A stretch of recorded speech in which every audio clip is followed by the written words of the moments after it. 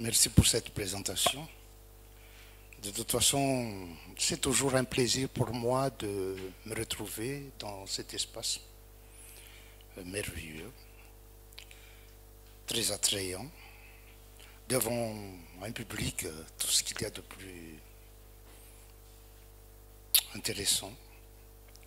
Et donc, j'ai l'honneur aujourd'hui de vous présenter quelques réflexions autour de ce thème, eau, imaginaire, représentation, perception dans la culture malgache. Lorsque on m'avait suggéré de tenir une conférence sur l'eau et sa dimension dans la peinture malgache, et je m'étais dit, tiens, effectivement c'est intéressant, et j'ai accepté sans hésitation, pensant avoir en tête les éléments essentiels qui me permettraient de parcourir le champ de la réflexion. Mais en cours de route, je me suis rendu compte qu'au fait, il s'agissait d'une tâche relativement difficile. Hein? Ça a l'air simple, mais ça ne l'est pas du tout. Donc, l'eau étant une symbolique universelle, son approche mériterait des investigations plus larges, des interrogations plus étendues. Ce qui fait que d'emblée, je tiens à rectifier l'intitulé du titre, il faudra mettre au pluriel, déjà, l'imaginaire, la perception, représentation de l'eau dans la peinture malgache. Pourquoi? Tout simplement parce que lorsqu'il s'agit de porter un regard global sur la peinture malgache, extrêmement diversifiée,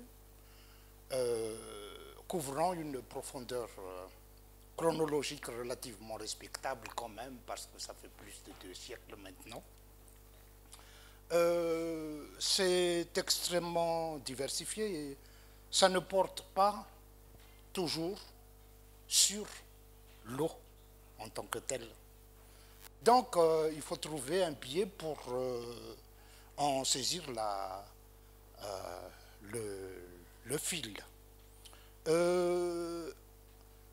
Ça pourrait se faire dans le cadre d'une approche à travers une tendance artistique spécifique, des groupes partageant les mêmes pratiques, les mêmes concepts, exerçant dans un même état d'esprit. L'approche de l'eau et de sa représentation, ou l'approche de quoi que ce soit, dans une démarche de réflexion,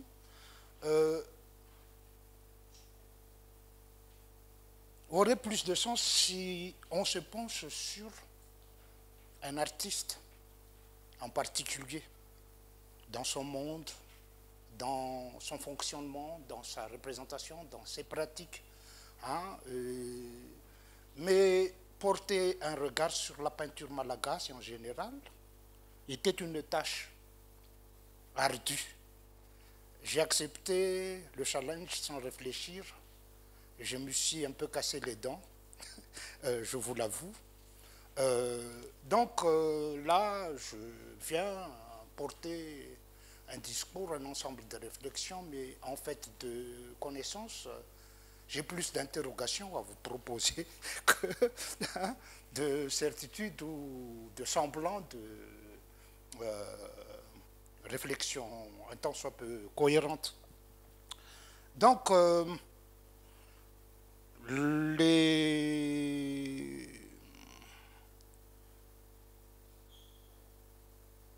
comment dirais-je, les idées que je vais vous avancer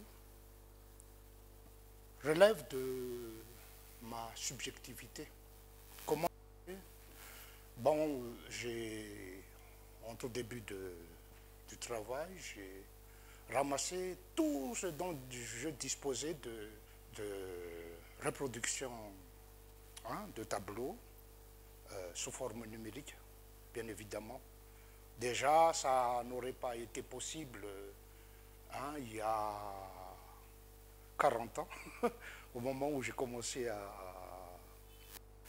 interroger sur l'état et l'histoire de la peinture à Madagascar. Mais grâce aux réseaux sociaux, grâce à l'existence de cette toile qui nous permet donc de grappiller tout ce qui est grappillable, donc je me suis quand même enrichi et j'ai amassé quelques 300 à 350 reproductions, quelquefois de bonne qualité, mais le plus souvent, on s'en sert à titre indicatif. Et lorsque j'ai essayé de voir les toiles qui se rapportent à l'eau, c'est tellement, comment dirais-je, disparate que j'avais du mal à trouver un fil conducteur. Néanmoins, donc, à partir du choix de quelques toiles représentant l'eau en tant qu'élément iconique, des bouts de lac, des rivières, et en essayant de m'interroger sous quel rapport les artistes les ont intégrés dans leur composition. Bon, donc, je me suis tracé une piste de lecture. Et comme je vous le dis, il y a plus de questions que de réponses. Ma première réflexion revenait effectivement à me poser des questions sur cet élément quasiment universel qui est l'eau, indispensable à la vie, l'eau qui désaltère, l'eau qui a des symboliques dans le sacré, qui purifie, c'est un tout. Mais on retrouve dans la culture malagasy également cette catégorisation qui va essayer de répartir les différents éléments identifiés et identifiables, parmi lesquels il y a l'eau, l'air, la terre, le feu. Par un jeu d'opposition, il peut y avoir des situations comme la convergence de l'air et de l'eau, cyclone. Le feu et l'eau, c'est l'incendie, maîtrisé ou non. L'eau et la terre, c'est la fertilité, la fécondité, etc. Mais il y a aussi le fait perceptible dans dans les pratiques, dans la croyance, dans les coutumes, comme quoi l'eau a le pouvoir d'absorber, aurait le pouvoir d'absorber et de transmettre le asthme, la force vitale, la sacralité. On utilise l'eau dans différentes cérémonies, un peu partout dans la grandeur. Associé à l'eau, à l'air, les tsiouk, elle devient tsiudran, la bénédiction. Je me rappelle particulièrement un de mes grands-oncles qui m'a invité à le rejoindre dans la cour à un moment. Je ne m'attendais pas du tout. Il a pris un gobelet, l'a mis dans sa bouche et il m'a craché dessus, en baragouinant toute une suite justement de bénédictions. Et c'est là que j'ai appris à mes dépens le véritable sens du tsiudran, n'est-ce pas? Le tsiouk, le souffle qui vient de son être, qu'il mélange avec de l'eau qui va servir de véhicule et qui se répand de mon front à ma gorge, au fait. Ça, c'est l'usage de l'eau. Et l'eau aurait des vertus purificatrices, purifierait le corps et de guérir.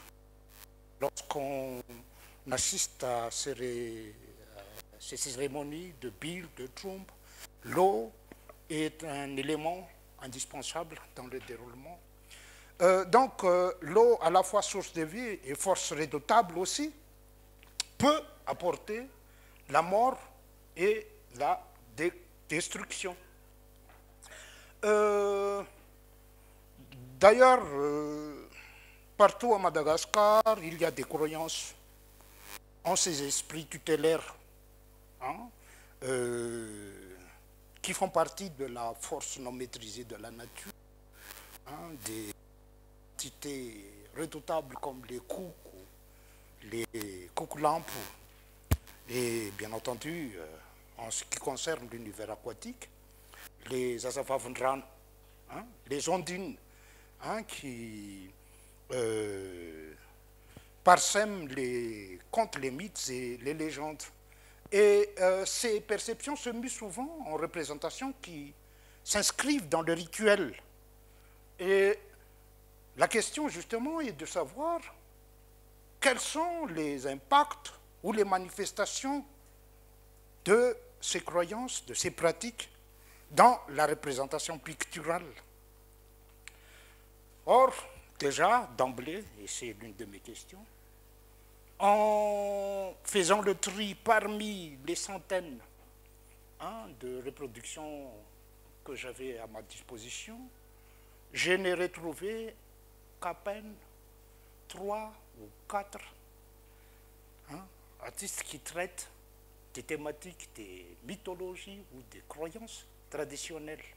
En particulier, hein, quelqu'un que j'apprécie beaucoup et qui m'a servi de référence pour le choix du cheminement artistique, c'était Xiemba, hein, et leur univers extrêmement fascinant, comme vous pouvez le voir là, Zazafavundran, où ça rappelle à la fois, hein, ces ondines qui peuplent les contes et les légendes, et qui sont rarement représentées dans la peinture que je mettrais entre guillemets classique ou conventionnelle.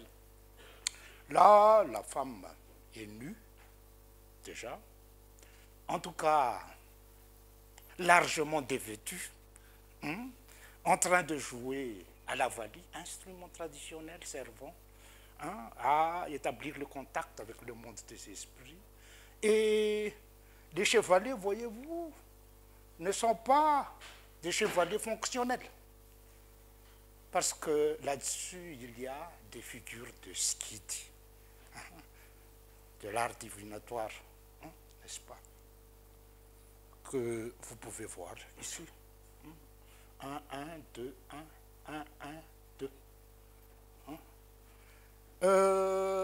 Mais donc ça, c'est une exception. Dans le cadre de la peinture malgache, donc, je me suis posé la question, comment finalement l'eau est représentée?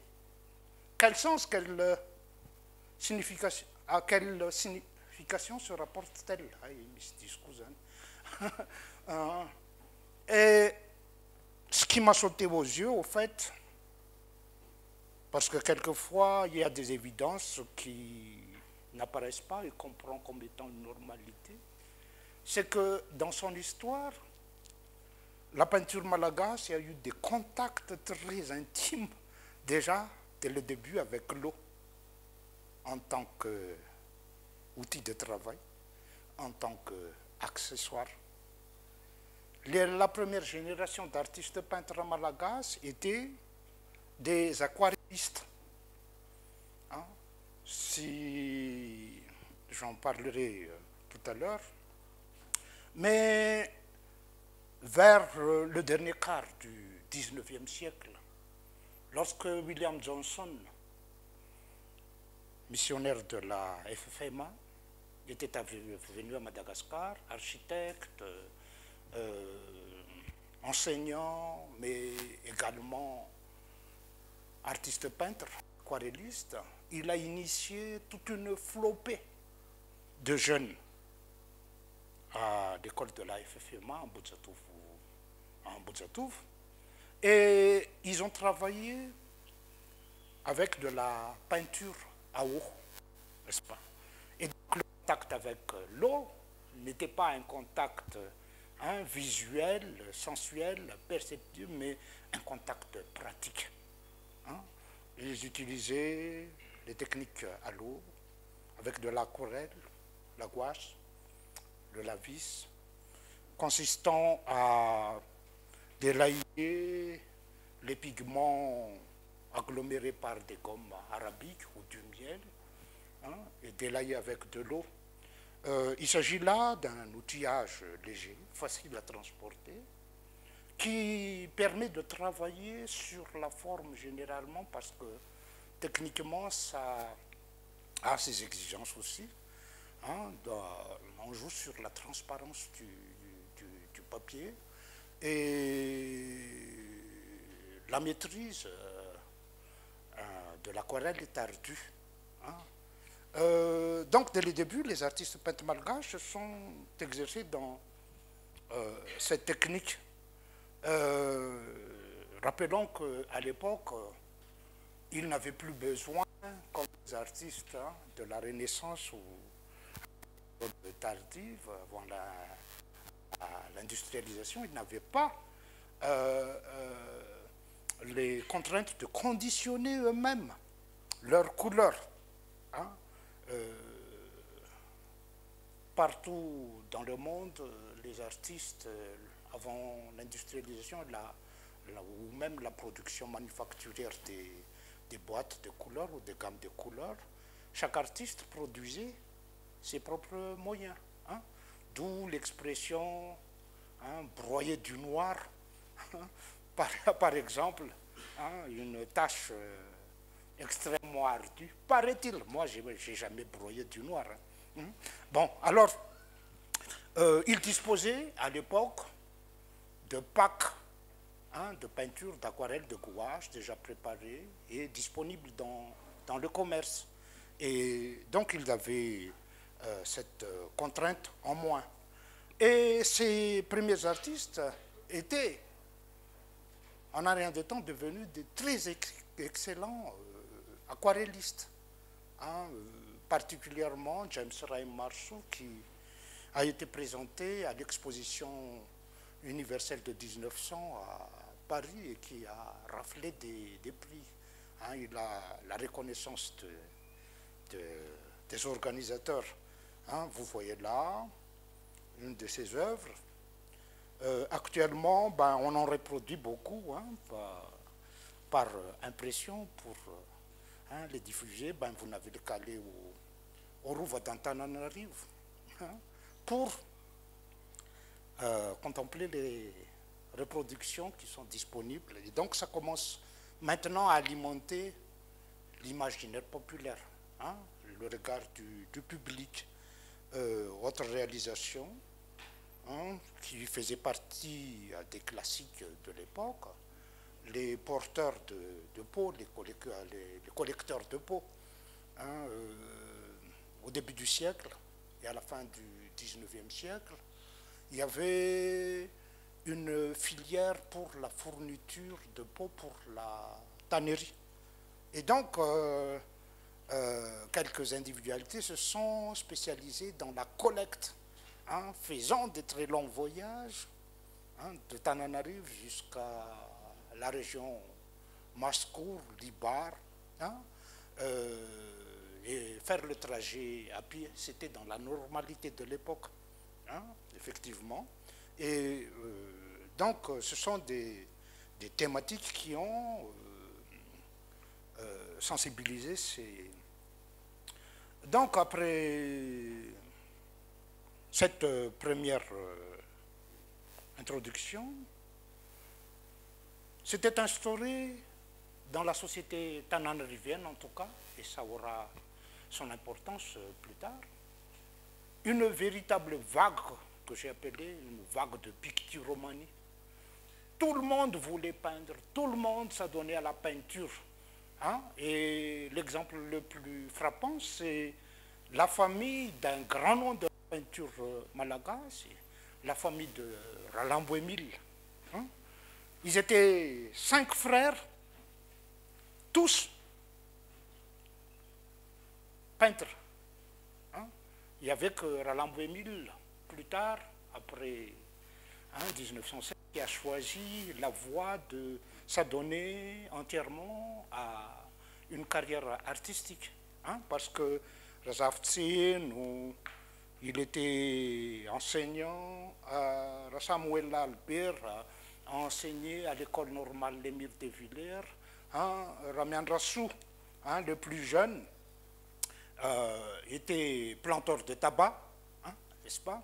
Mais il produisait des aquarelles qu'ils écoulaient dans la société, la petite société tanarivienne. Actuellement, tenez-vous bien, leurs œuvres se trouvent parmi les aquarelles le mieux cotées, hein, actuellement. Vous voyez un Razaftsenu Joseph, hein, c'est vendu récemment, je crois, à 750 €, une petite réalisation. Hein. Donc ce sont des œuvres très demandées actuellement.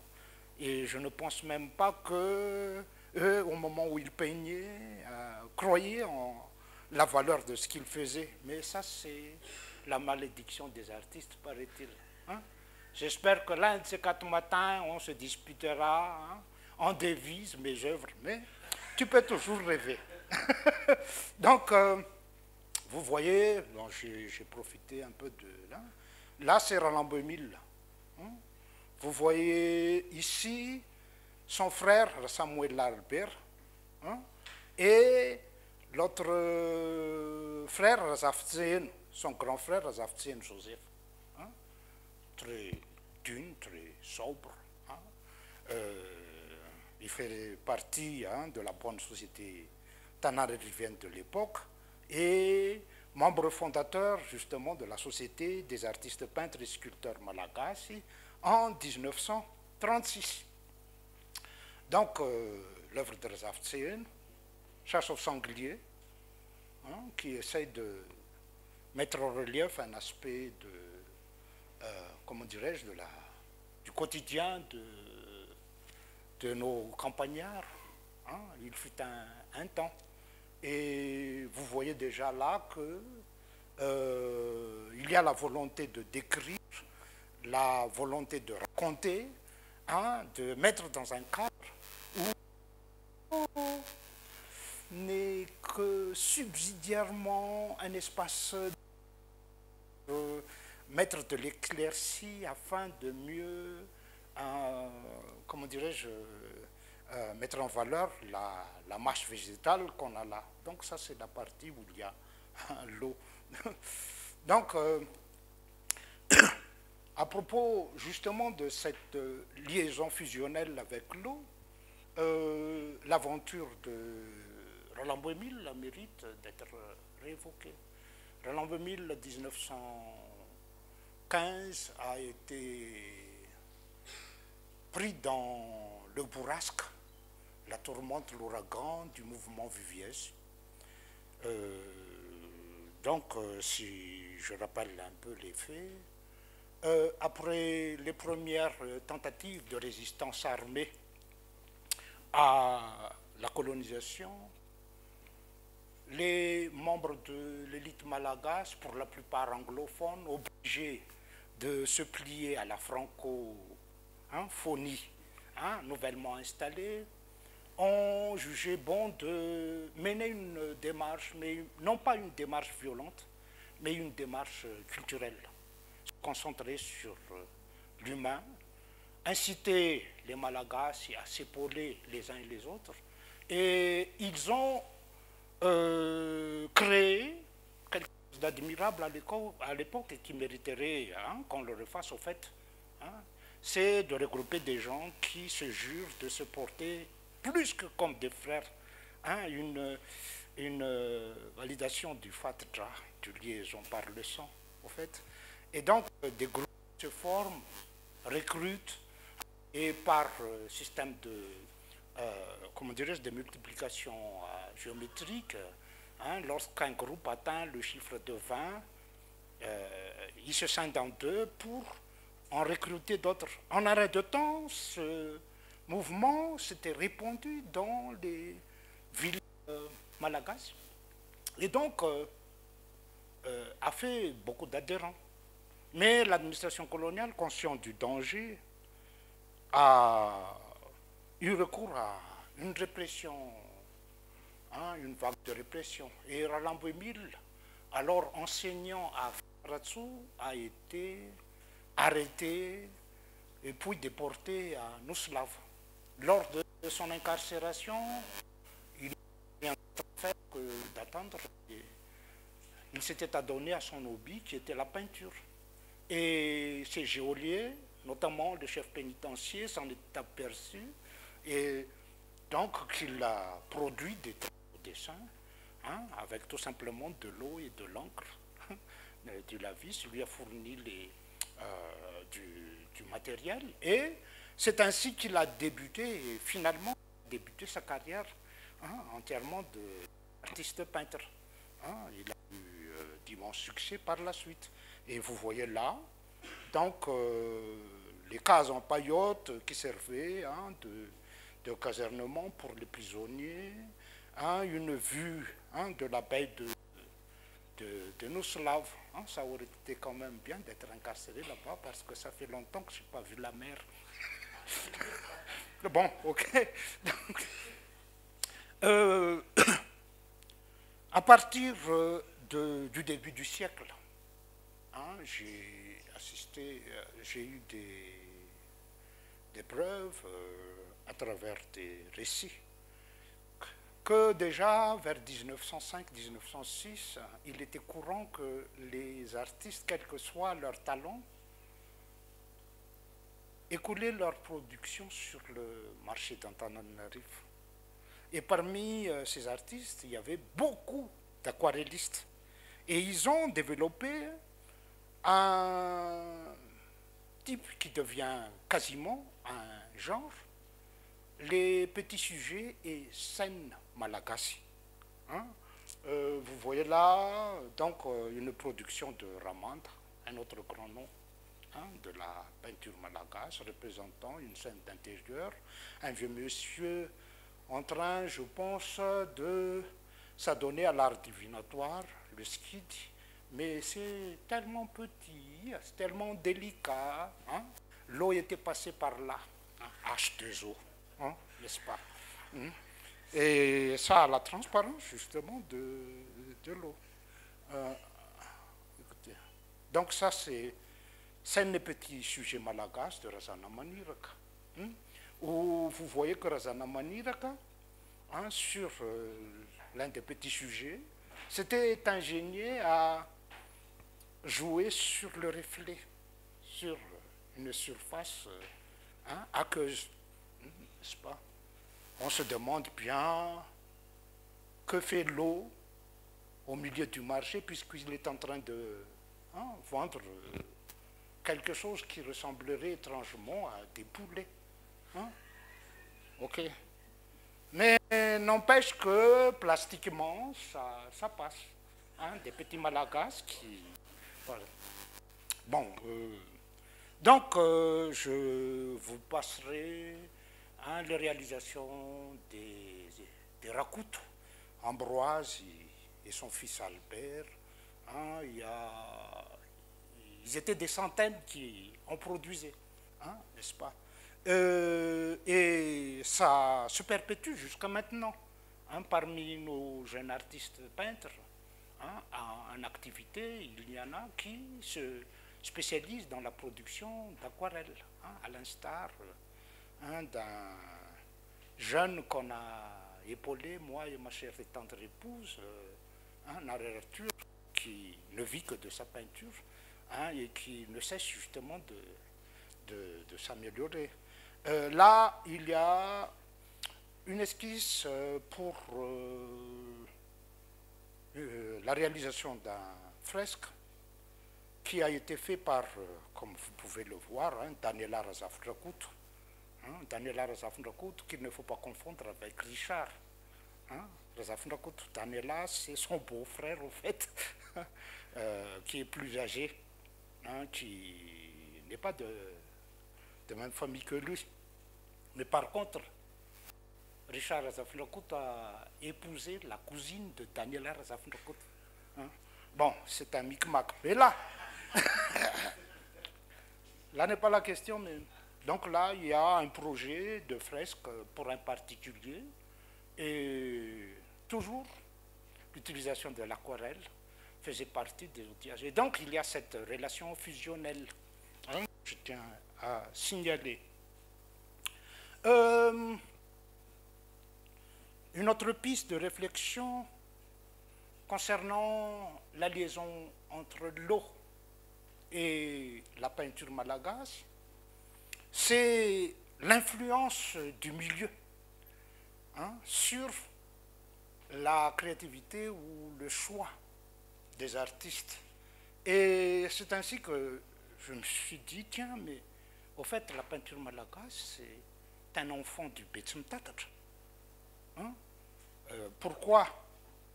Tout simplement parce que, dès le début, les artistes peintres résidaient soit en Antananarivo, soit à proximité. Et l'espace géographique d'Antananarivo, qui se voit et qui se sent moins maintenant, c'était tout d'abord ce bassin où se déversent au moins 3 fleuves. Attends, fleuves, qu'est-ce que je dis? Il y a 3 rivières. Hein? La Mamba au nord, l'Itchupa au milieu, la Sissondi au sud, et se déverse dans un vaste bassin environné de collines. Et comme le choix des habitats traditionnels, pour des raisons défensives ou autres, était collinaire, s'offrait à leurs yeux donc un vaste espace où se forme un lac. En tout cas, des espaces de marécage. J'étais sidéré lorsque l'un de mes grands-oncles m'a raconté quand j'étais enfant que pour aller en Boumanga, il fallait prendre une pirogue à Pamarine. Hein? Là où vous criez lorsque vous passez en bus, mais à l'homme normal. Hein? C'était là la débarcadère, hein, n'est-ce pas? Et pour aller en Boumanarn, etc. Et donc, cet espace était un espace où prédominait l'eau. Des falcations faites, des aménagements qui s'étaient effectués durant des siècles, 6 siècles à tous les moins, pour arranger, maîtriser les digues des rivières, pour assécher des parties afin de les transformer en rizières, mais l'eau était omniprésente, n'est-ce pas? Donc, alimentée par la Mamba, l'Itchupa, la plaine du Betsum Tatar, c'était d'un pittoresque digne d'être traité en peinture, hein, n'est-ce pas? Et il y a le miroitement de l'eau, le ciel, le contraste avec les collines qui l'entourent, et la profondeur du champ, hein, Machinzu, hein, où on peut voir de loin, à l'instar de cette réalisation de Rabbi Manatsu, qui était passé par les ateliers d'art appliqué, que beaucoup connaissent à travers ses œuvres. Vous voyez les figures de frise sculptées, hein, sur la devanture de l'EPP d'Avaradrova, c'est Rabbi Manatsu qui les a réalisées. Et ça, c'est donc un triptyque, toile composée de 3 panneaux, représentant une vue plongeante sur la plaine du Betsum Tatar, à partir d'un toile, je suppose. Hein, n'est-ce pas? Et vous voyez que là, il y a le champ de Mars, à l'époque, Mamassen, qui deviendra plus tard le appareil, lorsque tout sera barré, au fait. Parce que dans notre temps, c'était un espace ouvert. Moi, j'ai grandi à Mamassana. J'y suis de 4 heures du matin jusqu'à 19 heures du soir, sans que personne ne me tape dessus. On n'a plus le droit de s'en approcher. Bon, en fait, mais ça c'est ma petite prise de gueule personnelle. Vous voyez ici donc à Noussi, Mamassana, en Boudzanar, et à l'époque, semble-t-il, notre maison n'existait pas encore. Ce qui est étrange, n'est-ce pas? Bon, voilà une réalisation. La qualité du projecteur n'est pas au mieux, mais il s'agit d'une œuvre admirablement peinte, en termes d'équilibre, de couleur et de luminosité. Œuvre de Ratouvo Henry, représentant un village malgache, où il y a ce jeu de reflets, le dialogue de l'eau et du ciel, qui met en valeur la matérialité terrestre de maisons en terre battue, par un jeu de contraste, l'aménagement d'une perspective en pied, ça permet une profondeur du regard et une harmonisation de la composition. Et l'eau, ici, n'est pas tout simplement un élément surpris par mes gardes, du bout du pinceau, c'est un élément constitutif justement de la manière dont on structure un paysage. Et ce paysage est encore tributaire du Betsum Tatat. Il s'agit d'un petit coin. Et justement, les artistes de la première et de la seconde génération surtout, et ça va se poursuivre comme je pourrais vous le démontrer jusqu'à maintenant, en fait. Et je pense que c'est le moment ou jamais pour les artistes de reprendre les vieilles habitudes, de consigner ce qui reste encore à voir, des traces justement de cette plaine fortement aqueuse. Parce qu'aujourd'hui, autrefois on plantait du riz, maintenant on plante des buildings. Si ça transforme en vraiment... Alors, donc là, vu de Tananarive, du côté de chez moi, dans le Boudzanar, vous voyez la colline de Boudzanar ici. Nous, on habite de ce côté-là, derrière la verdure, et la colline du Rouf. Et toujours ce jeu de reflets, de miroitement, qui suggère justement la matérialité qui donc accentue la dimension topique en tant que topos donc de la case. Vu de Tananarive toujours, je suppose du côté d'Andrundrakil. À l'époque, des traces du passé, emprisonnées par un regard qui essaie d'emprisonner le reflet du ciel à travers une flaque d'eau qui va mettre en relief un coin perdu dans les souvenirs de ceux qui n'en sont plus. Voilà. Donc, de même, un petit sentier aux alentours du Betsum Tatat, un brin de forêt, une flaque d'eau en avant-plan et un ciel nuageux, promesse de pluie à venir. C'est avant ou pendant la période des mois de tonnerre.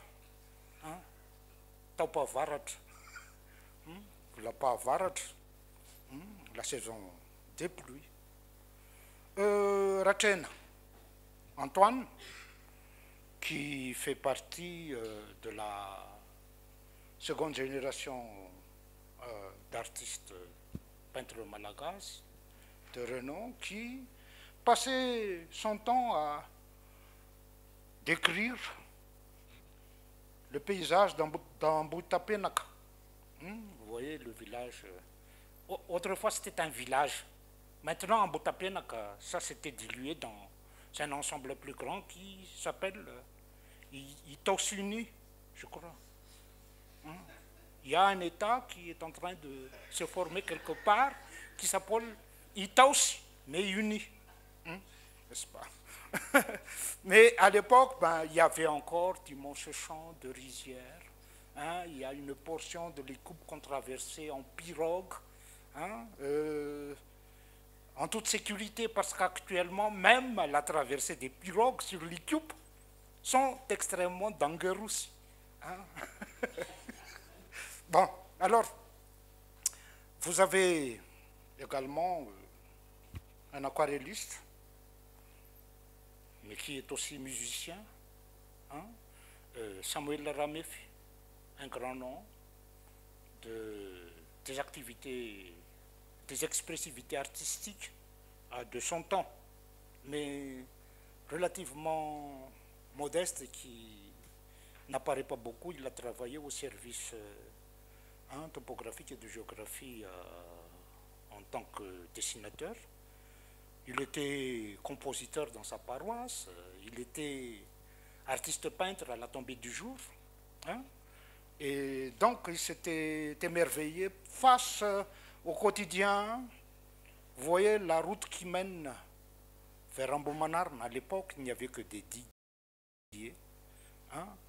En Alakir, Ambomanarm. Il n'y avait pas de bus, il n'y a pas de... Il n'y avait que des rizières, mais il a passé son temps à venir là-bas, travailler sur les lieux et saisir donc la quintessence de sa vie, toujours dans l'optique de la création de ce paysage. Ça s'était perpétué jusqu'à nos jours. Voilà une réalisation d'Andena Sultatel, aujourd'hui disparue, mais qui a été des nôtres dans notre groupe. On a encore exposé ensemble, je crois, au début du 3e millénaire. Vous imaginez, en 2004-2010, il était encore là. Mais faisant partie de la CPAEB Community, le comité des artistes peintres et sculpteurs malagasy de l'époque, très actifs durant la Seconde République, les artistes, pour avoir un peu d'oxygène, s'étaient confédérés de manière à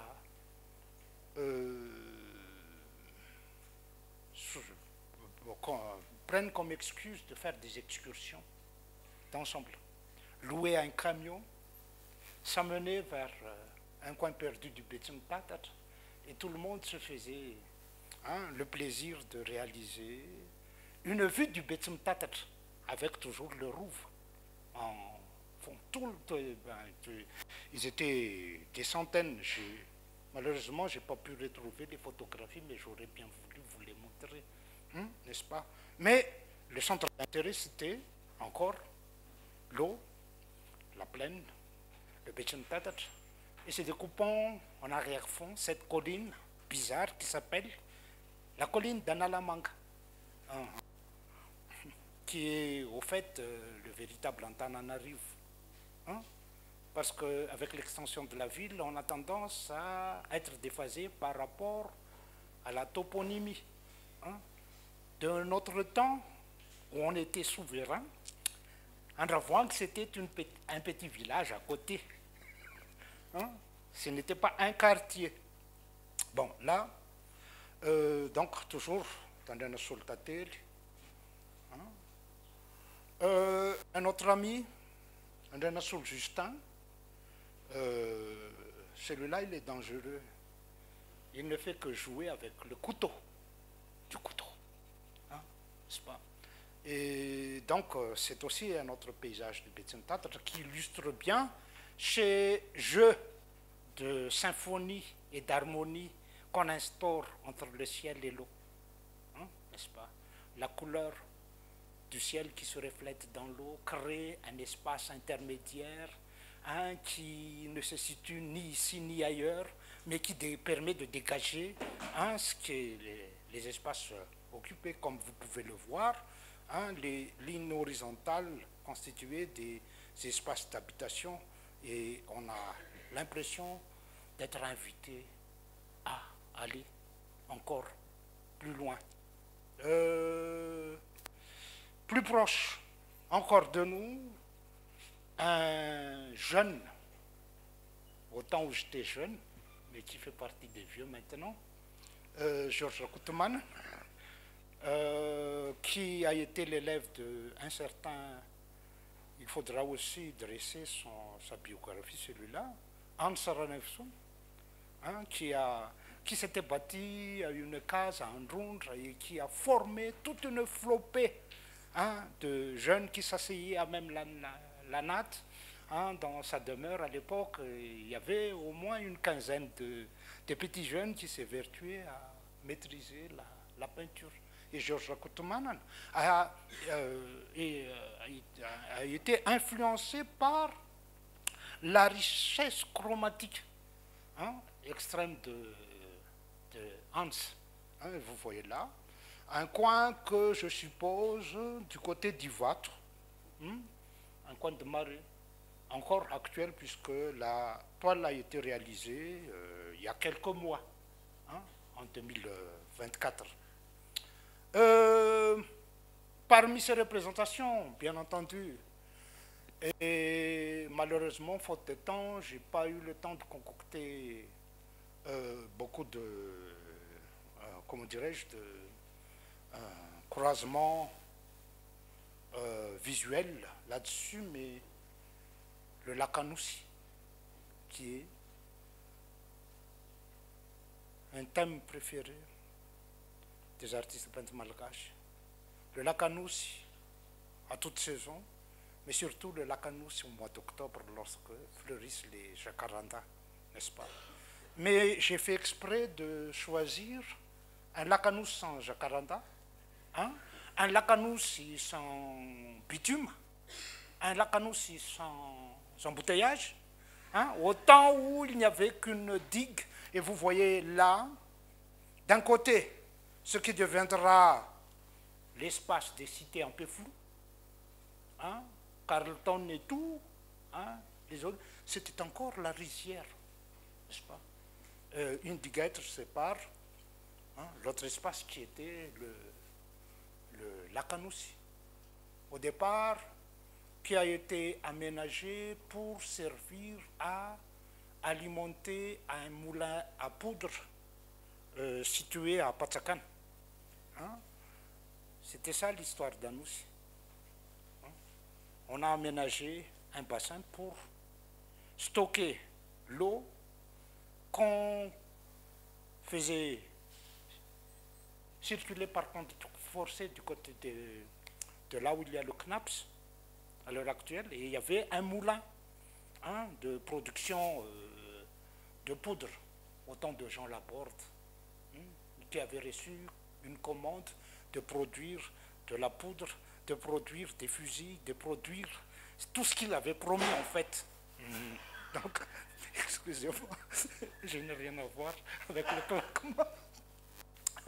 Donc, ce qui est admirable par l'harmonisation chromatique et formelle de la composition, c'est la valeur anecdotique, je crois, de cette période où il n'y avait pas encore des cyclopoussis, hein, ou de taxi-bicyclettes.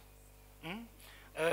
On venait d'introduire, hein, dans le paysage un moyen de locomotion qui semblait être extrêmement moderne à l'époque, c'était les pousse-pousse. Hein. Et lorsque je raconte à mes étudiants que au tout début, il y avait un service de pousse-pousse qui partait de Thomas jusqu'à Antananarive. Ils n'en croyaient pas de leurs yeux. Hein? Oui, oui. Avec un système de relais tous les 5 kilomètres, n'est-ce pas? Hein? On montait. Ben, auparavant, c'était ces apporteurs, hein, les filanzans, nos 4x4 traditionnels. V8 parce que les porteurs avaient 8 pieds, hein, n'est-ce pas? Et ça passe, c'était tout terrain, hein, je vous assure. Et donc, là, on a introduit un moyen de locomotion qui venait de l'extrême-orient, hein, les pousse-pousse, et ça a fait son temps. Hein, jusqu'à maintenant.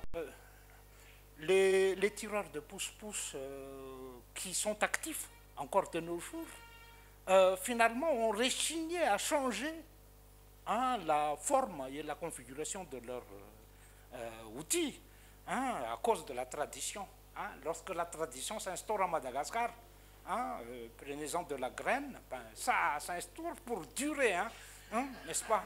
Alors les bêtises, etc., qui se muent en tradition, c'est difficile, hein, à extirper. Bon, redondance et permanence. Parce que d'un artiste peintre à un autre, on retrouve à peu près les mêmes modes opératoires. La permanence de ce dialogue par un jeu de reflets entre l'eau et le ciel, entre l'homme et la terre, n'est pas sans nous introduire dans la dimension intermédiaire de la surnature, hein, entre le ciel, l'eau, hein, l'intangible et le palpable. Il y a justement la dimension de la surnature.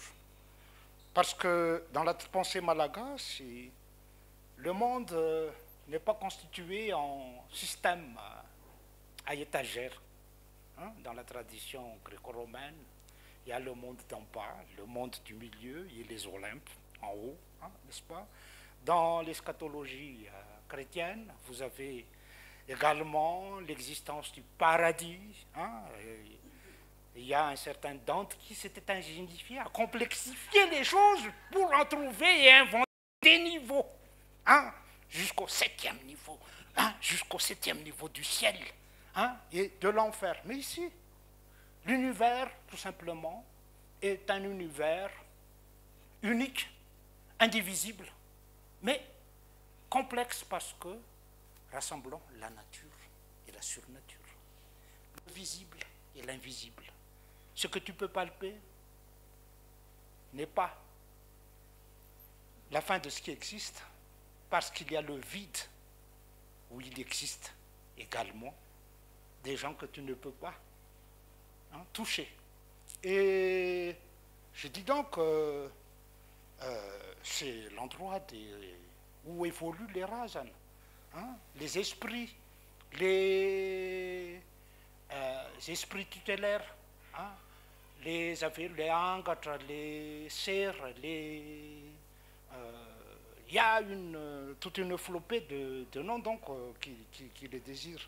Et donc, à l'exception de Xiema que j'ai évoqué tout à l'heure,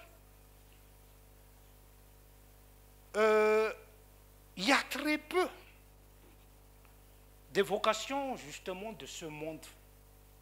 Bien que dans les formulations orales, à travers les mythes, les croyances, hein, surtout les perceptions qui s'échangent verbalement dans une culture de l'oral, c'est extrêmement riche, mais ce n'est pas représenté dans la peinture, ni sous forme de dessin, ni sous forme de peinture. Alors,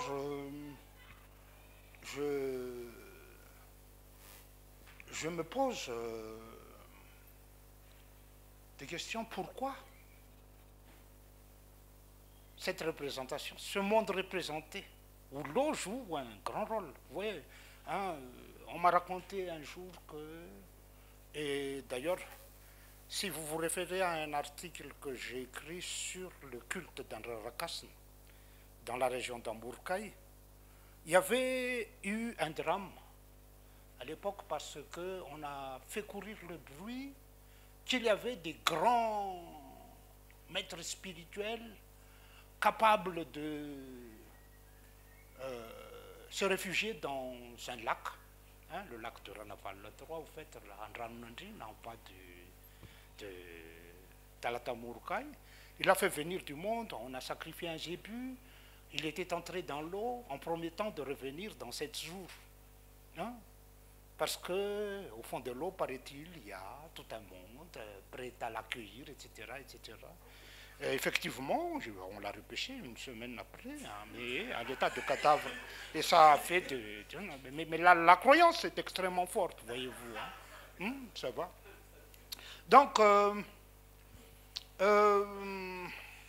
mais je disais que la peinture malgache, à bien des égards, était un enfant du Betsum Tatar, issu de ce milieu qui a façonné ses références, son regard, sa pratique.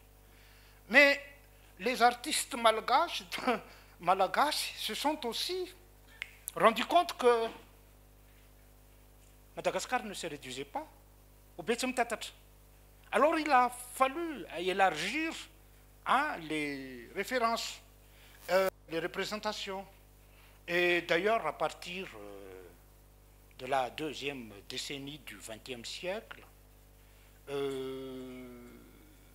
la circulation à l'intérieur de la grande île était rendue de plus en plus facile. Rappelons que, et ça c'est une petite réflexion, une petite pique de ma part, du temps de Galeni, grâce aux travaux forcés, déjà, qui met à contribution tous les habitants de chaque région à participer activement avec Bêche et Angadi. Galeni a pu mettre en place des infrastructures où circulait un véhicule nouvellement introduit qui fait partie actuellement de nos patrimoines, les charrettes. Hein, n'est-ce pas? Les charrettes n'existaient pas au XIXe siècle. Hein?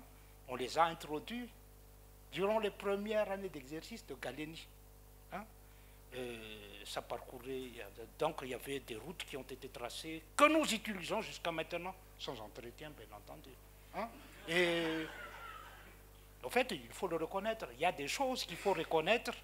Hein? Nous avons une part de bêtises dans ce qui nous arrive. Mais là n'est pas la question. Ah, j'ai failli oublier que s'il s'agissait de l'eau et de la peinture.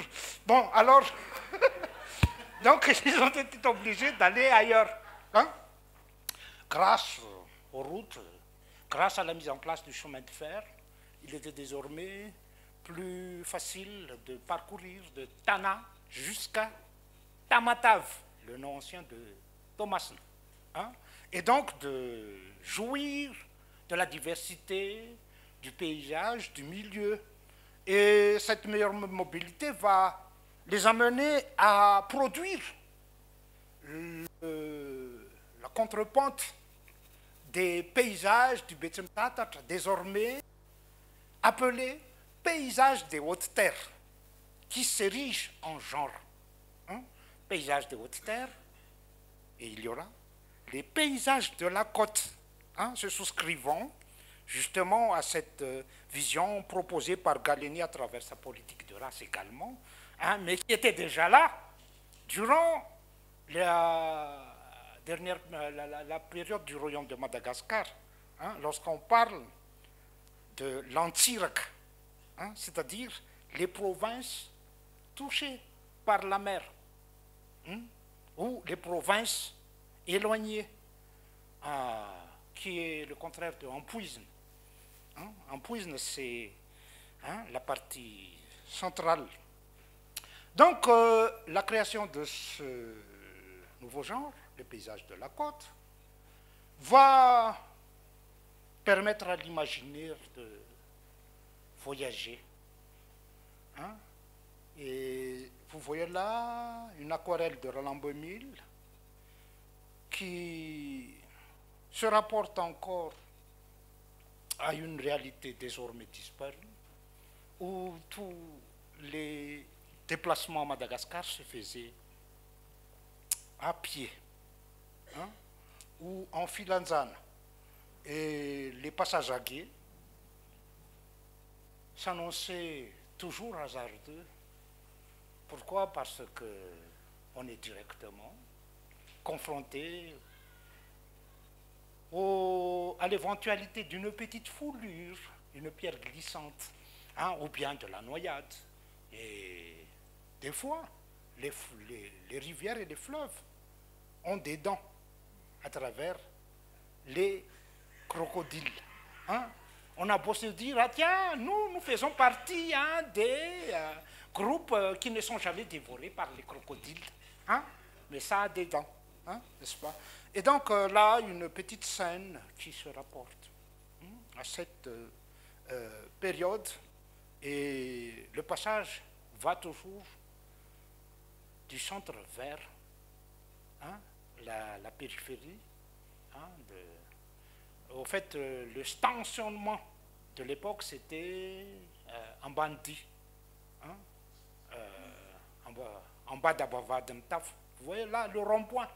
C'était le stationnement, hein, de tous les convois qui arrivaient de l'Est, de Fourpointe, de Tamatave, de Manour, hein, de Mouramang, etc. Tout le monde, c'est là qu'on s'enquérait des porteurs, hein, susceptibles de prendre en charge vos bagages ou bien de recevoir. Tout se faisait là.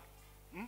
Et le quartier n'a pas beaucoup changé malgré, hein, parce qu'on retrouve à peu près la même configuration. Et il y a même encore, grâce à des vieilles photos, hein, des bâtiments qui dataient, hein, du 19e siècle, qui sont toujours debout là-dedans. Mais ça, c'est la petite histoire. Donc, Ralambemil, parmi ceux qui vont mettre en relief la manière de retransposer le paysage dans un paysage, dans un cadre qu'on appelle, hein, paysage de la côte. Quelle est la différence? La forme et la nature des cases, l'existence de certaines plantes qu'on représente rarement, hein, autour du Betzentatat, les palmiers, les cocotiers, hein, de végétation luxuriante, et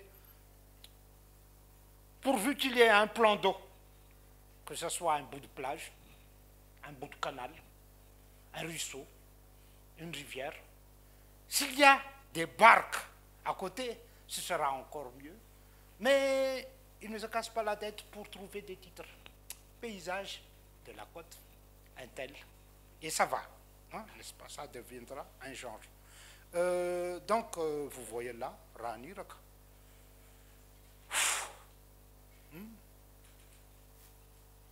Dans un paysage de la côte très luxuriante où les cases en falaf, hein, sont irradiés du soleil. On sent même la pesanteur, hein, de cette végétation luxuriante derrière, les cocotiers à foison, et des gens qui vivent paisiblement, hein, comme il se doit dans un lieu idyllique, féerique, hein, et bien entendu, est au centre de cette scène, hein, anime, insuffle la vie, hein, et donc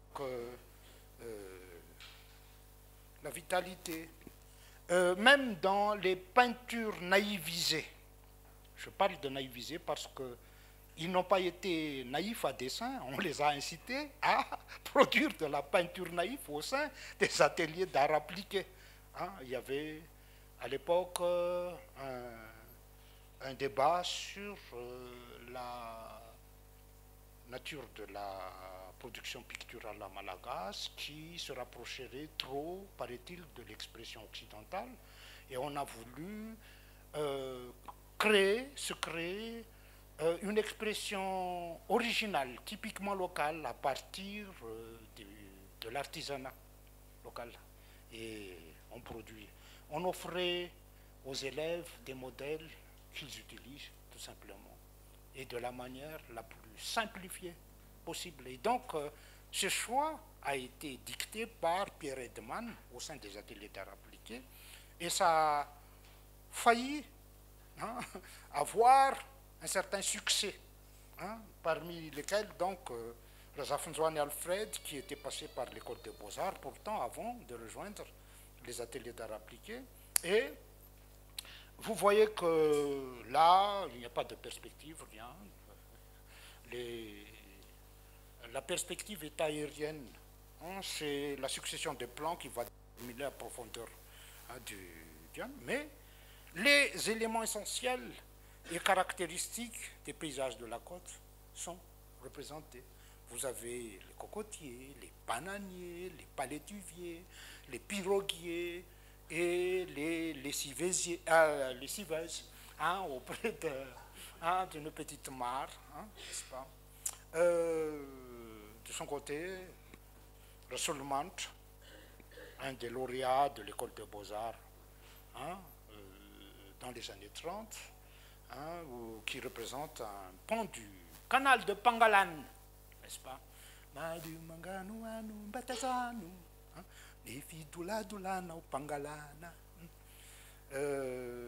Ou bien Radzanswan, qui s'était penché sur le port de Majenda, hein, du moins chez le Subodor, hein, hein, en faisant des rapprochements, le port au Boutre, hein, du côté.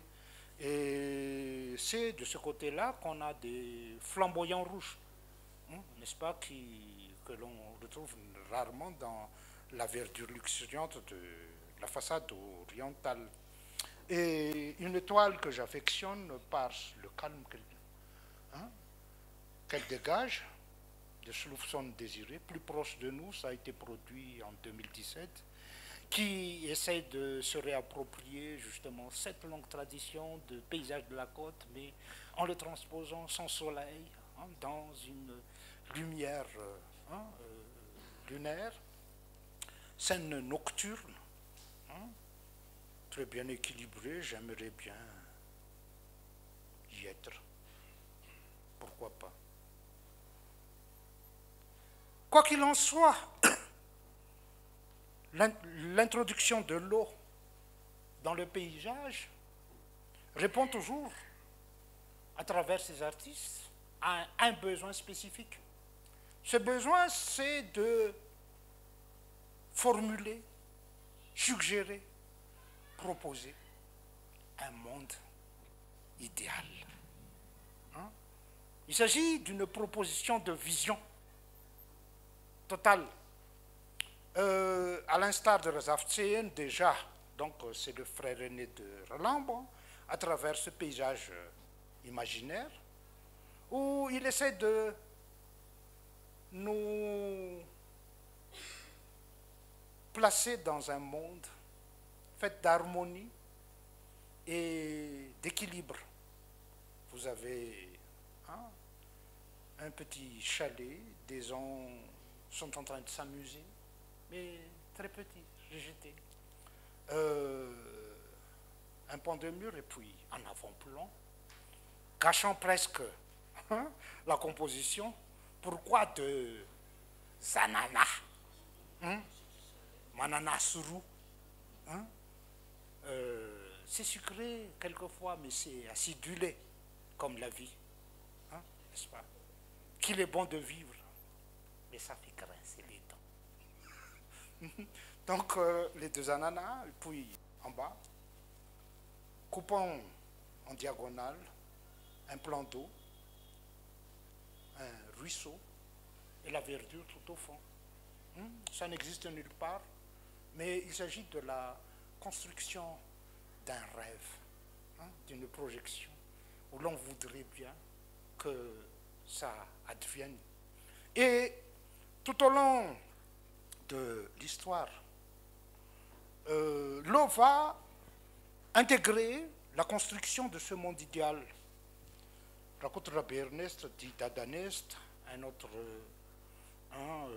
compagnon de Razafnzoan, au sein de cette école de peinture naïvisée, comme je l'ai évoqué tout à l'heure, des ateliers d'art appliqué. On aurait bien aimé que l'île rouge, et ça était toujours un désir proféré en discours, Mba ho lasa maitso ilay nosy mena, que l'île rouge devienne une île verte. Hein? Et donc, reboisement, planter, planter, planter. Mon père est forestier, il s'était ingénié toute sa vie durant à mener des campagnes de reboisement partout. Mais il est mort, mais le pays est déboisé. Donc, ça c'est donc l'image idéale de l'harmonie où la faune, la flore, hein, est dépourvue des êtres humains, ben, va.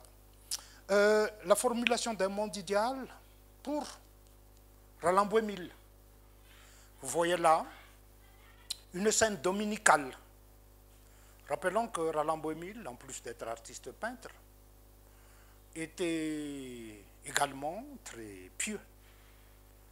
Il a contribué à créer, à installer l'église baptiste biblique à Madagascar. Et il a offert le terrain,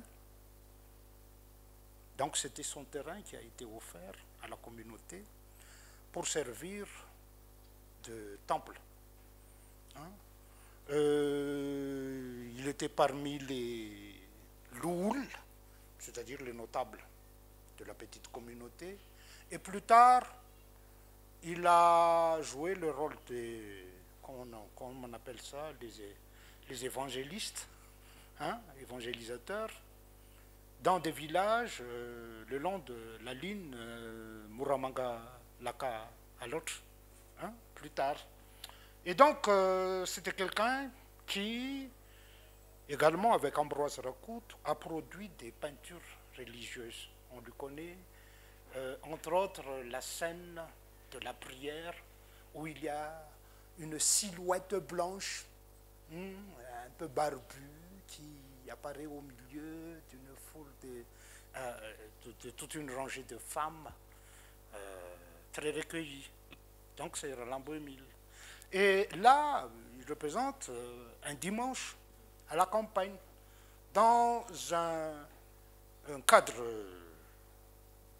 réel ou idéalisé, mais il y a le petit sentier, des gens vêtus encore de leur lamba les plus le plus blanc.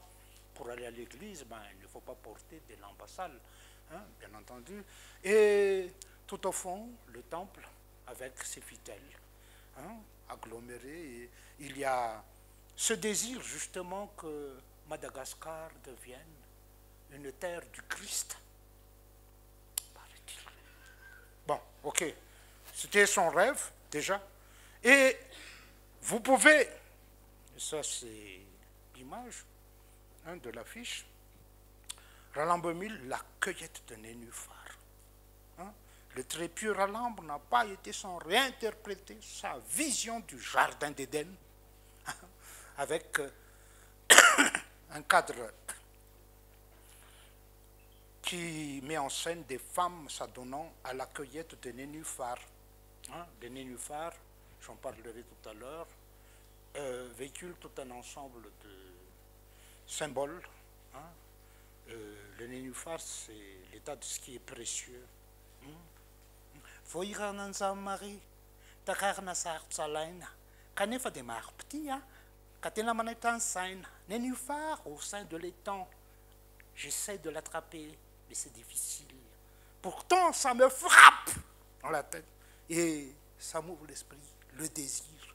Hein, vous voyez, il y a donc ce discours qui parcourt. Et vous voyez que les femmes sont placées dans un monde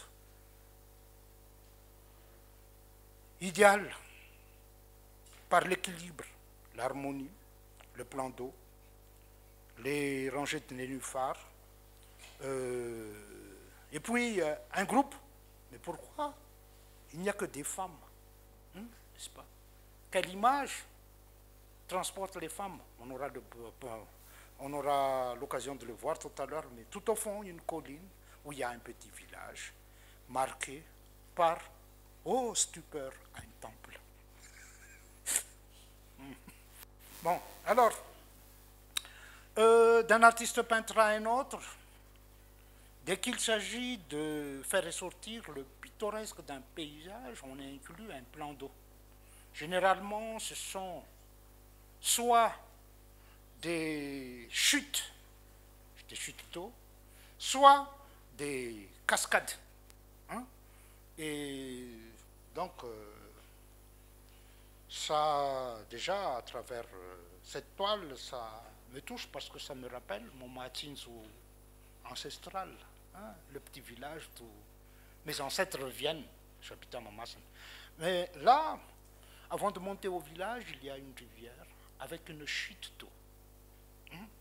Et à chaque fois que je pense, ou je me remémore l'existence de ce village, j'entends le bruit, hein, la chute incessante. Hein. Alors, quelquefois, on a besoin de l'entendre pour s'apaiser, hein, quand on est chez soi. Voilà pourquoi je dis, tiens, la nostalgie d'un retour chez soi s'accompagne du chant d'une chute d'eau. Hein.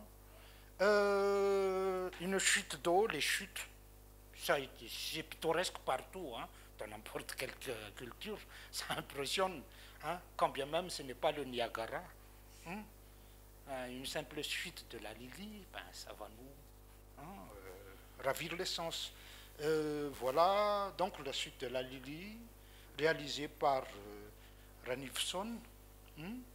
Vous voyez que ça a été réalisé pour servir de fond de scène au théâtre municipal d'Issouch, et c'est d'une certaine dimension, sinon d'une dimension certaine, hein, n'est-ce pas? Vous avez dans cette composition, ce qui m'a frappé au départ, c'était l'exploitation de la verticalité qui couvre les trois quarts de la toile. Hein. Le point de ravin, verticalité, la chute, verticalité, la lignée de la végétation, verticalité. Le tiers restant est offert à l'horizontalité à travers, hein, ce bout de rivière, ce bout de village, hein, et un bout de colline de fond, et c'est ça qui équilibre. Il y a donc cette quête toujours, hein, de, comment dirais-je, d'endroits exceptionnels, merveilleux, hein, digne de figurer dans les rêves et la mémoire. Le Panzun de Ratou, je n'en parle plus, plan d'eau. La vertu de tout plan d'eau, c'est de vous amener à vous fondre dans la platitude, le calme, hein, à vous remettre à plat, carrément, pas tellement on est agité lorsqu'on est en mouvement. Mais s'asseoir au bord de l'eau, ça vous procure toujours autre chose. Hein, je suis un enfant du lac Itas, je le connais très bien, hein, n'est-ce pas, à défaut de me trouver au bord du lac à l'autre ou ailleurs. On n'a pas les mêmes impressions quand on se trouve au bord de l'océan, sur la plage, face à l'océan Indien, que sur un lac où tout est calme, n'est-ce pas? Et Ratou va très bien saisi cet instant à travers cette scène de pêche. Hein, vous voyez là deux pêcheurs, l'un dans un parc, l'autre, mais ce sont deux univers, deux constellations.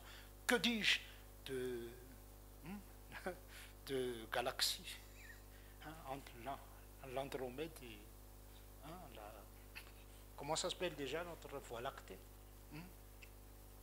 Bon, les thématiques du lac, sans être en grand nombre, ont été quand même traitées par les grands artistes, dont Ramana Kamunzi, à travers cette vue du lac à l'autre. Excusez-moi de la qualité de l'image, parce que je l'ai reproduit sur une production cartonnée d'un vieux calendrier qui date du siècle dernier. Donc ça a bleui entre-temps. Par contre, si vous voulez de la couleur, actuellement, hein, il n'est plus tout à fait jeune, il est mûr pour son âge, mais c'est un artiste paysagiste surtout. Je l'apprécie pour ses paysages, hein, pour justement sa chromophagie. Il aime dévorer, expulser, s'exprimer, la couleur, et ça j'adore. Hein. Donc une scène de pont, de cascade, de végétation, hein, où il n'est pas à avoir de ces palettes, hein, pour exprimer son monde, comme vous pouvez le constater, même avec ce paysage, tout ce qu'il y a de plus, hein, sobre d'un paysage des hautes terres. Ou ce paysage de la côte, où sont mis en valeur les flamboyants, hein, le reflet rouge sur cette partie d'une rivière. Il s'agit de Princi, Andetslav. La représentation idéale du paysage malagasy s'accompagne donc d'un plan d'eau, rangée intermédiaire de cages en terreau, chaîne de collines lointaines. Il y a une permanence et une pérennité que l'on retrouve quasiment intacte au fil des générations et se maintient jusqu'à nos jours. Cette mise en scène fait transparaître une réalité idéalisée, nettoyée de ses scories, presque utopique, hein, onirique et uchronique, justement à cause de sa permanence dans l'imaginaire. Donc, ça convient, je pense, à l'idéal qu'on chante dans notre hymne national. Hein? La quête du Fiadan, du Fafnaretan. Yadan. Quête de bonheur, recherche de sérénité, Fafnaretan. Ils sont écartés tout ce qui peut toucher la sensibilité, qui peut, hein, introduire un rien de gêne au fond de la tête, au fond du cervelet ou au fond du cœur. Hein, ce qui fait que durant toute la partie de la période coloniale, qui va de 1896 hein, jusqu'en 1960, défalcation faite de tout ce qu'il y a derrière, je n'en parlerai pas. Le poids du système colonial a été évacué de cette peinture. Hein? Ou même la présence de la colonisation. Certes, à l'époque, voyez-vous, il y a eu beaucoup de commandes, hein, pour réaliser des portraits, ou bien contextualiser les Européens Tana dans leur décor. Mais cette production n'est pas jetée en pâture aux yeux du public, n'est pas jetée en pâture sur le marché. C'est une manière, quelque part, de préserver ce monde idéal et idéal, hein, qu'on voulait entretenir. Et donc il y a eu à Madagascar de nombreux artistes qui ont généré cette vision, cette proposition. Je me pose la question, qu'est-ce que nous avons proposé aujourd'hui, hein, à l'imaginaire, hein, collectif. Donc, un autre volet de ma réflexion était axé autour de l'eau et de sa mise en scène sociale. Hein, donc, il s'agissait de voir la convergence de l'eau et de la vie sociale. Et l'eau, en tant qu'élément indispensable, incontournable pour bien subsister, se trouve à la convergence des activités agricoles et surtout de la riziculture, qui constitue une thématique importante dans la production picturale. Comme on le dit, hein, le Tunransvar, pareil à l'eau et au riz. Ben, en Tsatsum Fanar, dans le champ, on ne se perd pas de vue. En Tanana, Tsimfandao. Une fois arrivé au village, on ne se quitte plus. Hein? Il y a donc ce couple inamovible. Et cette production va se structurer en véritable pièce d'identité caractéristique pour reconnaître la peinture malagasy. Et aujourd'hui, Il y a bon nombre de nos amis de la diaspora, par nostalgie, qui recommandent qu'on leur envoie exprès des Panetsamyungambudi, hein, c'est-à-dire hein, ces scènes de répiquage de riz en train de se pencher, hein, n'est-ce pas, dans les lisières, ça a imprégné la mémoire collective. Et vous voyez là une très belle réalisation en aquarelle de Roland Boemil, répiquage du riz, aquarelle 1936. J'aurais bien voulu en faire la couverture de la réédition, mais je ne dispose pas des droits parce que je l'ai piqué sur Internet. Je ne me souviens même plus sur quel site, hein, tellement j'étais pressé à l'époque. Donc vous avez la permanence de ces thématiques d'un artiste à un autre, hein, d'une période à une autre. Vous voyez une production de Razafnakout Danela en 2000. Je vous fais remarquer, pour rappel, que Razafnakout Danela était l'un des jeunes qui, vers les années 70, a essayé de faire évoluer les choses en se versant dans la peinture moderne. Mais les événements de 72 l'a privé de clients, tant et si bien qu'il a, en plein succès, il a plongé, il vivotait, il a été obligé par la suite, jusqu'à sa mort, de reprendre les vieilles traditions de la production classique, hein, les Panetsamyungambud, c'est-à-dire les répiqueuses, que vous voyez là.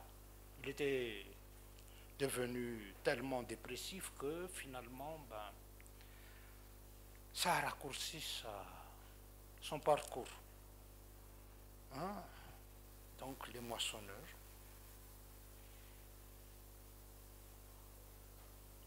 À la bleuté nuageux tourmentée du ciel, répond, bien entendu,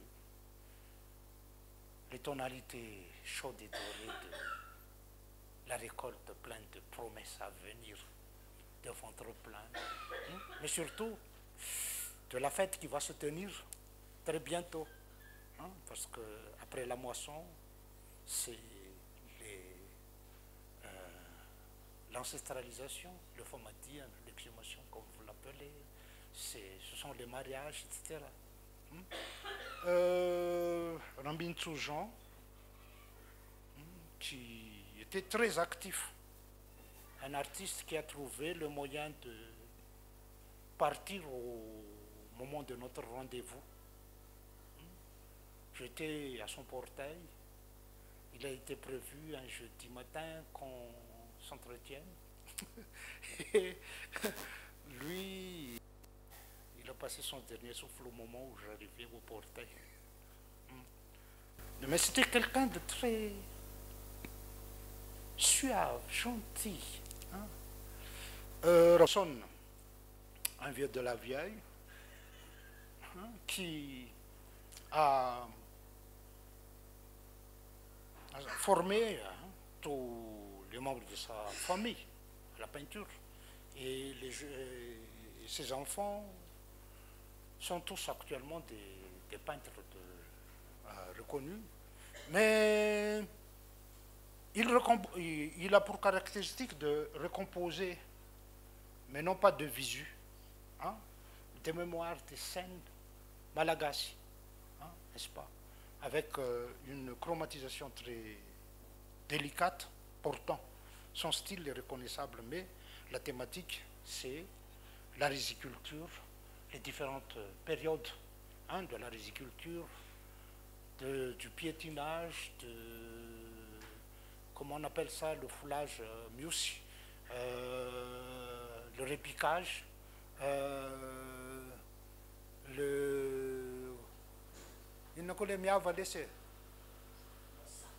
sarclage et bien entendu les moissons.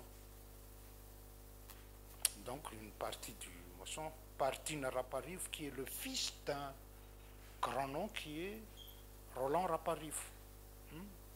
Roland nous a quittés, son fils hein, poursuit l'aventure en reprenant quelque peu sa palette.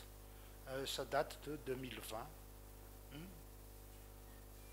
La moisson, une scène qui a traversé les siècles, hein, et on moissonne toujours de la même manière. En 2020, au troisième millénaire, n'est-ce pas?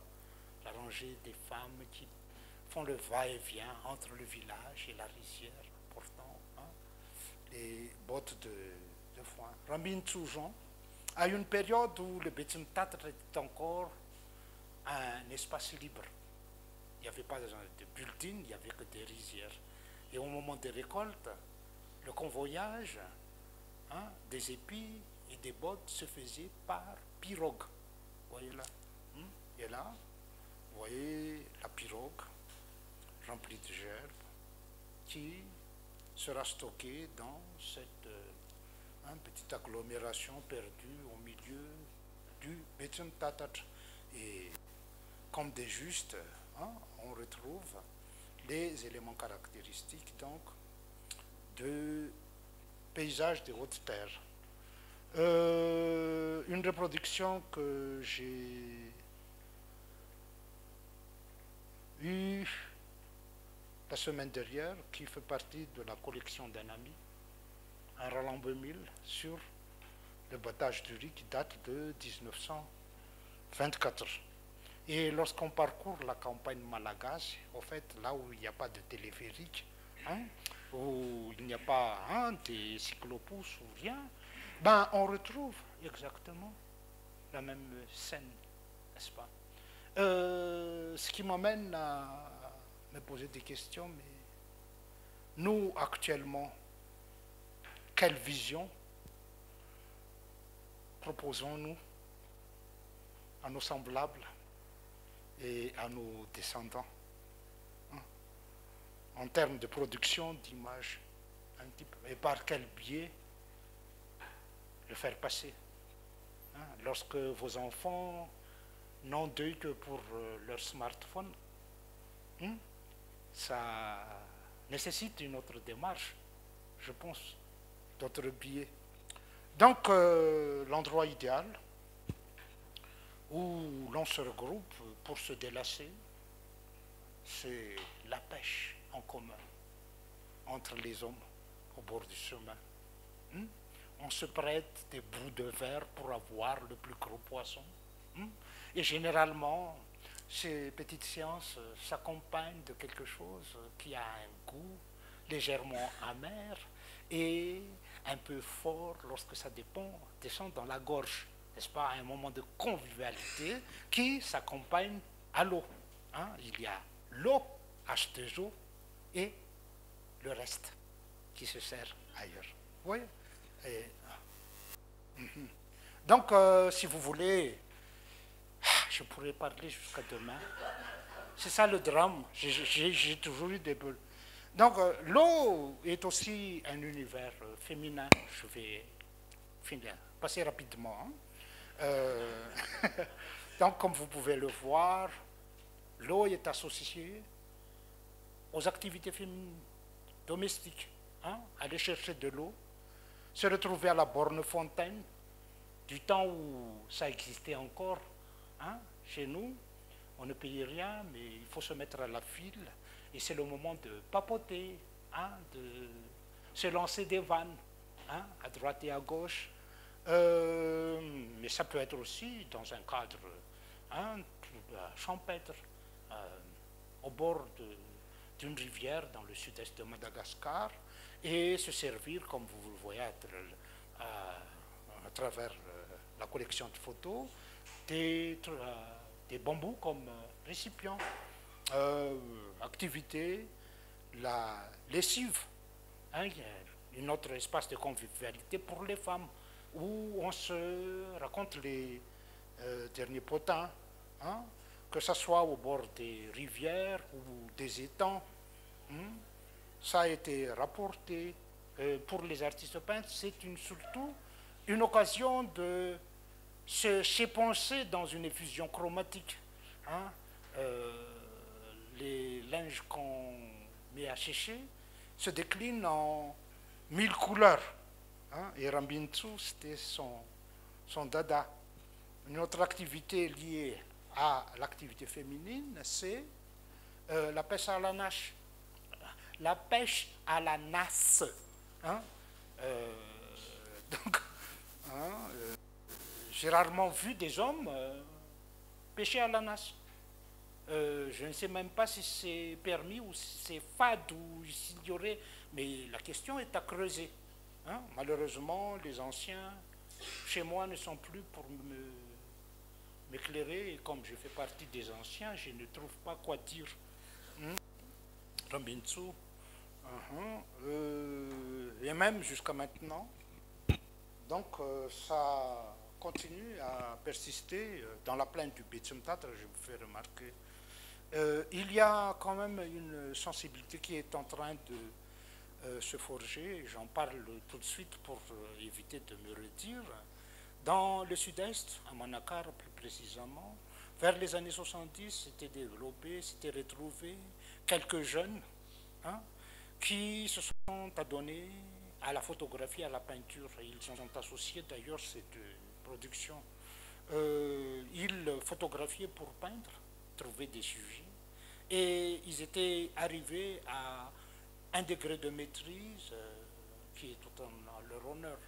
Hein, l'un d'eux a décidé même d'être photographe professionnel et maintenant c'est un globe-trotter qui parcourt le monde, un photographe de renom, il s'agit de Pierre Romain. Ses compagnons étaient Jean-Yves Chen, Léon Fulgence et il y avait un autre qui s'appelait God. Hein. Ce petit groupe travaillait carrément de façon autonome et ils ont trouvé leur chemin. Jean-Yves Chen, ils étaient métis chinois, mais qui revendiquaient fortement leur malgachéité. Hein? Et d'ailleurs, chez eux, il n'y a pas de problème. Hein? Ils se considèrent comme des enfants du pays. Ils sont tout d'abord des enfants de Manakar, des enfants de la Fianaracotest, FCE.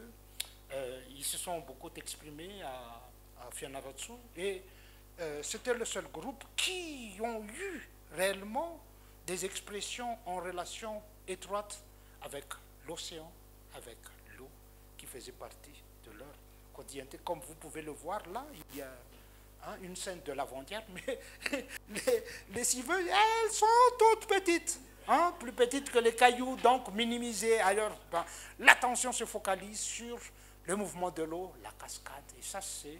Voilà pourquoi je disais, pour aborder la dimension de l'eau dans la représentation, il faudrait se focaliser sur des groupes, sur des mouvements, mais non pas sur l'ensemble, parce que ça ne nous permet pas d'avoir la distanciation nécessaire pour aller dans les...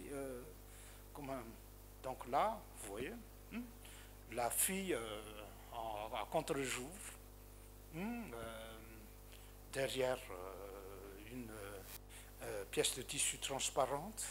Hein, chaque représentation est un jeu de conquête technique, quelque part. Et ils ont été, pour beaucoup, dans la dynamisation, l'innovation du genre pictural à Madagascar. Hein.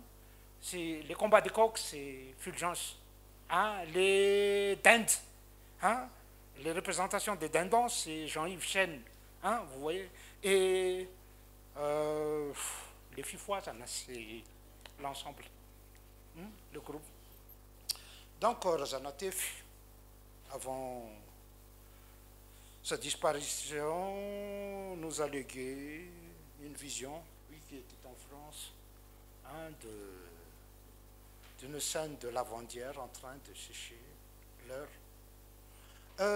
Autour de l'eau, il y avait aussi la femme source, la femme qui allait tout en se désaltérant, n'est-ce pas, la chaîne de la soif, des nourvelles, l'eau liquide, source de vie. Nonoramar, Ah, c'est Ramaron, hein, c'est Ramar. Au fait, il s'appelle Ramarounian Landry, hein, mais il a choisi son nom d'artiste, Nono Ramar. À l'époque, c'était un jeune qu'on a accompagné dans notre groupe vers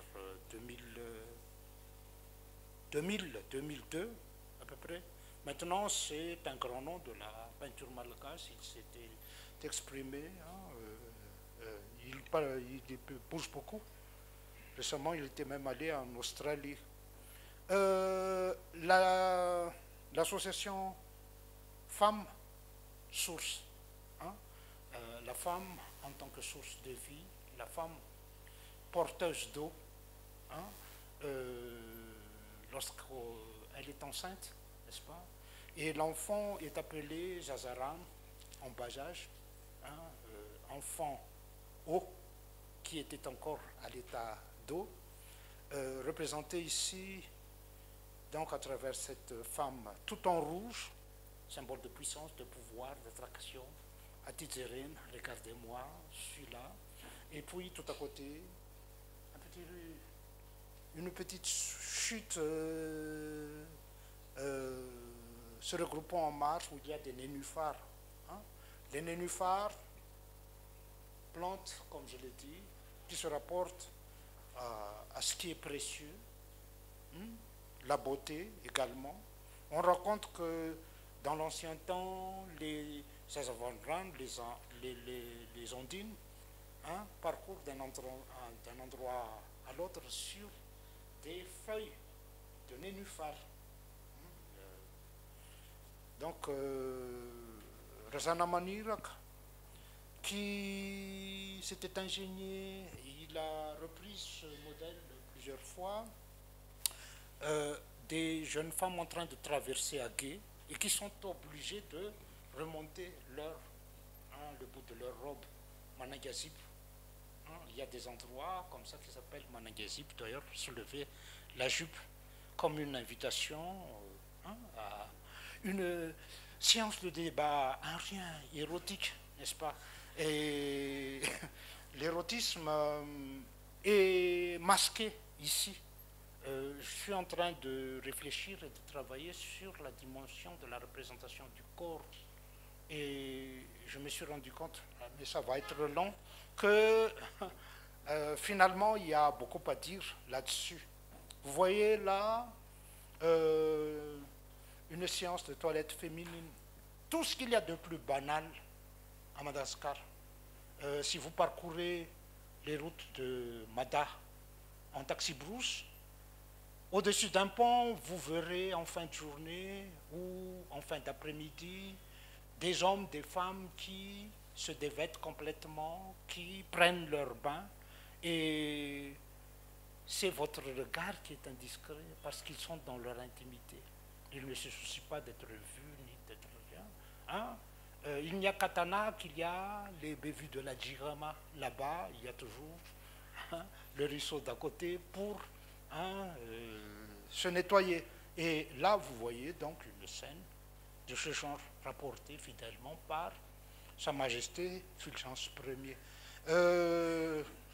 Une reproduction, une toile qui m'a beaucoup étonné, c'était de Roland Boémil, représentant des baigneuses, de filles Vazat, c'est au féminin, bien entendu, qui sont en train de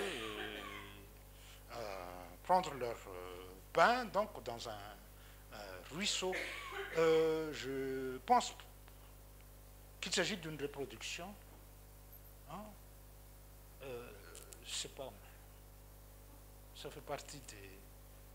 Nono Ramar, notre jeune, qui représente une femme. Rappelons que avant la venue de ces gens vêtus en noir, porteurs d'un petit livre bizarre à Madagascar, le fait de montrer les seins faisait partie de la normalité. Et lorsque les Vazas étaient venus à Madagascar, ils nous ont dit « couvrez-moi ça, et encore ça ». Tant et si bien qu'à la fin du 19e siècle, il n'était plus de bon ton de montrer ses fesses, Hein? Et on a adopté la mode européenne du puritanisme victorien en cachant le cou, les mains, les pieds. Hein? Finalement, on a désexué l'être humain. Hein? Ce qui explique le fait qu'il y a eu des pratiques qui ont été complètement effacées, des règles qui ont été complètement effacées. Hein? J'ai eu à travailler sur la sexualité à Madagascar également, et ça explique le pourquoi des débordements sexuels qu'il y a actuellement. Parce qu'il y a eu une rupture par rapport aux règles établies traditionnellement. N'est-ce pas? Et ça a créé un vide qui n'a pas été remplacé. Hein? On a tout simplement eu comme précepte: tu ne pécheras point. En d'autres, tu ne feras ce que tu devrais faire, hein, sans l'autorisation du temple, de l'église, des autorités, hein, n'est-ce pas? Et l'éducation sexuelle, hein, qui était de mise autrefois, a été complètement effacée. Hein, tant et si bien que vous êtes confrontés aujourd'hui à des problèmes. Razafzala Manuel, avec son style naïf, fauve sur le bord, qui a travaillé tout seul de son côté de Fenaratsu et qui produisait des nus, des nus, des nus. Hein? Il avait un peu peur du jugement du public, mais c'était plus fort que lui, et je crois qu'il mériterait à lui tout seul une biographie en règle. J'incite toujours mes étudiants à s'engouffrer dans cette voie parce qu'il y a tant à faire. Hein? Et un groupe ou quelques individualités ne peuvent pas tout assumer. Donc, l'exotisme nostalgique d'un expatrié, Fofarabe Arvel, qui a commencé à Madagascar, qui s'était exilé en Russie, formé à l'école des beaux-arts de Saint-Pétersbourg, qui était revenu un temps pour nous voir, et puis qui est reparti, qui s'était marié avec une Russe. Et donc, de sa Russie mouvementée, il a la nostalgie de Madagascar. Hein? Et c'est le seul, je pense, qui fait référence systématiquement à la femme, l'eau, l'océan, comme source. Hein? Parce qu'aussi bizarre que ça puisse paraître, nous, issus de grandes traversées transocéaniques, on s'était coupé de l'océan éteint, tant et si bien que vous voyez, dès qu'un petit Malaga s'approche d'une rivière, ben, c'est la noyade assurée. N'est-ce pas? Fatolatzak, comme on dit. Mais lui, donc, Fofarabe Arvel, vous voyez l'abondance, comme s'il peut y avoir de l'abondance en Boutonsouk aux 67 hectares. Mais dans l'imaginaire d'un artiste, ben, miracle, ça peut exister. La joie. On parlait tout à fait récemment de la joie d'être pauvre, et je ne ferai pas de commentaire là-dessus. Bon, alors vous avez là des figures justement. Hotudai. À quelle saleur la nudité est de mise, la femme. Et puis, un de nos protégés qui a fait son chemin, Yasmine Fidmalal, qui s'était versé vers une ode à la femme, à la femme, à la femme, à la femme, porteuse d'eau, femme océan, femme étoile, femme porteuse d'eau toujours. Et on en revient à Nonoramar, qui surprend une scène d'une fille se lavant les pieds, pas bêtement, banalement, mais qui n'est pas dépourvue de charme, hein, dans l'instantanéité de la composition. Donc, l'eau et l'océan provoquent fascination et inquiétude, hein, parce que l'eau est dangereuse. Hein. 1927, Gaston Roquefort a été mandaté par le gouvernement, hein, français d'aller à Thomas faire des réalisations sur l'étendue du dégât. Hein, il en a rendu. Hein. Moi, j'aimerais bien qu'on me paie pour peindre l'étendue du dégât partout. Hein. Si quelqu'un veut bien le faire, hein, mais lui, il était à Thomas. Razaf Maratapierre, dans sa naïveté, a essayé de comment dirais-je, fixer le désastre qui a affecté la plaine d'Antananarivo à la suite du cyclone de 1959, hein, n'est-ce pas? Bon, moi, avec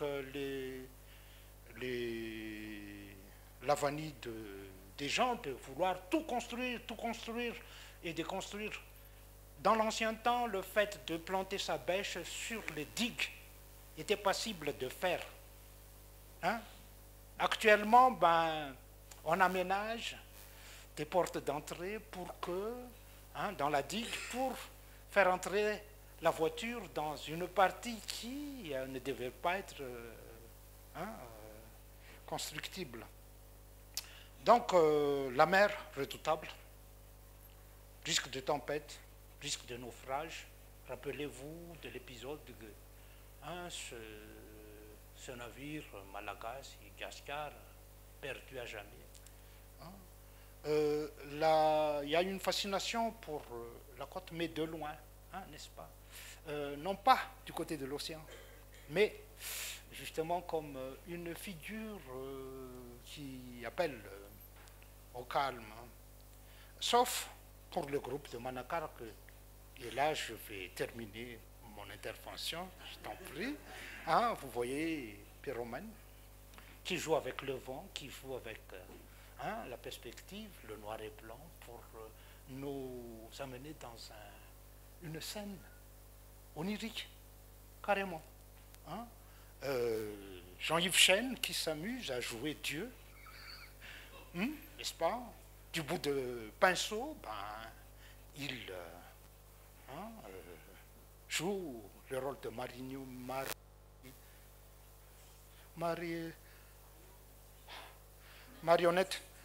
marionnettiste, excusez-moi, quand même, la jeunesse, les femmes, l'avenir, l'océan. Hein? Et eux, ils ont un contact carrément sensible avec l'océan, hein, qui est un espace de jeu, un espace hein, de volupté, la femme, les femmes, l'océan, un espace à dompter, surtout, hein, à travers cette barque, en plein océan. Ah ben, vous savez, hein, l'océan Indien, sur sa façade orientale, n'est pas tendre. Moi, en tout cas, je ne m'y hasarde jamais. Mais là,